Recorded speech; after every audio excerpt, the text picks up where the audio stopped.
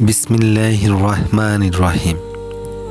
ইবলিস শয়তান আল্লাহর কাছে ফেরেশতাদের মতো ইবাদতকারী ছিল না, বরং সে ছিল জিন জাতির অন্তর্ভুক্ত একটি সৃষ্টি, যার নাম ছিল আজাজিল। এই আজাজিল শব্দটি অনেকগুলো তাফসীরের কিতাবে এসেছে। কোরআন ও সহিহ হাদিস থেকে যা প্রমাণিত, সে জিন জাতির ছিল, ফেরেশতা ছিল না।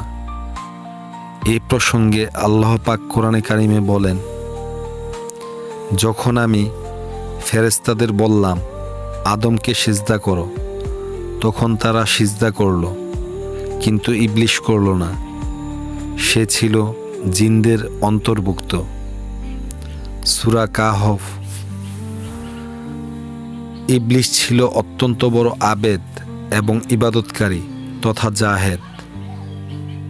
হাজার হাজার বছর ধরে ইবলিস আল্লাহর এত বেশি ইবাদত করে যে ফেরেশতাদের মাঝে তার খুব উঁচু মর্যাদা হয়ে গিয়েছিল। এমনকি কিছু বর্ণনায় এসেছে, সে ফেরেশতাদের একটি দলের নেতা বা শিক্ষক পর্যায়ে পৌঁছে গিয়েছিল, যদিও এটা তার ফেরেশতা হওয়ার প্রমাণ নয়। ইবনে আব্বাস রাদিয়াল্লাহু আনহু থেকে বর্ণিত, ইবলিস জিনদের মধ্যে সবচেয়ে বেশি আবেদ ছিল। সে আসমানে উঠে গিয়েছিল এবং ফেরেশতাদের সঙ্গে ইবাদত করত। ঘটনাটি এসেছে তাবারিতে এবং ইবনে কাসিরে। তার গর্ব ও অহংকারই তাকে ধ্বংস করেছে।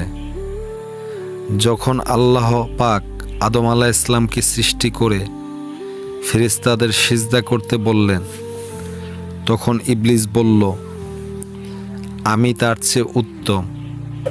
তুমি আমাকে আগুন থেকে সৃষ্টি করেছ, আর তাকে মাটি থেকে সৃষ্টি করেছ।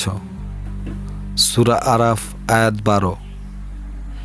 এই অহংকারের কারণেই আল্লাহ ইবলিসকে বিতাড়িত করলেন এবং সে মরদুদ শয়তানে পরিণত হলো।